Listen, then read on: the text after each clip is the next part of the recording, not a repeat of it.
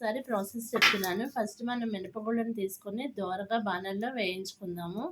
అలా రెడ్డిష్ వచ్చేంత వరకు వేయించుకోవాలి. మరి నలుపు రాకూడదు. మంచి స్మెల్ వస్తుంది అలా రెడ్డిష్ వచ్చినప్పుడు. అప్పుడు స్టవ్ ఆపేసి మినపగుళ్ళు చల్లారిన తర్వాత దాన్ని మిక్సీ పట్టేద్దాము. ఇలా పొడొస్తుంది. తర్వాత బెల్లాన్ని ఇలా కోరి ఉంచుకుందాము.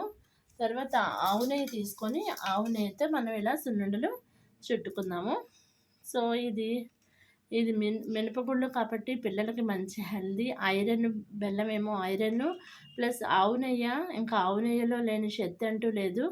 ఇలాంటి 3 మంచి ఐటమ్స్తో మనం ఇలా సున్నుండ చేసుకొని పిల్లలకి స్నాక్ లాగా రోజుకి ఒకటి ఇచ్చి తినమంటే వాళ్ళ ఎముకలు ఇవన్నీ కూడా చాలా దృఢంగా ఉంటాయి. మంచి ఎనర్జీ వస్తుంది పిల్లలకి.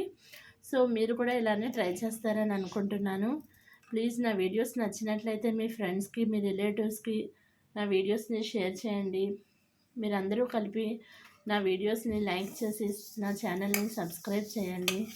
Thank you for watching my videos. Please like, share and subscribe to my channel. Thank you.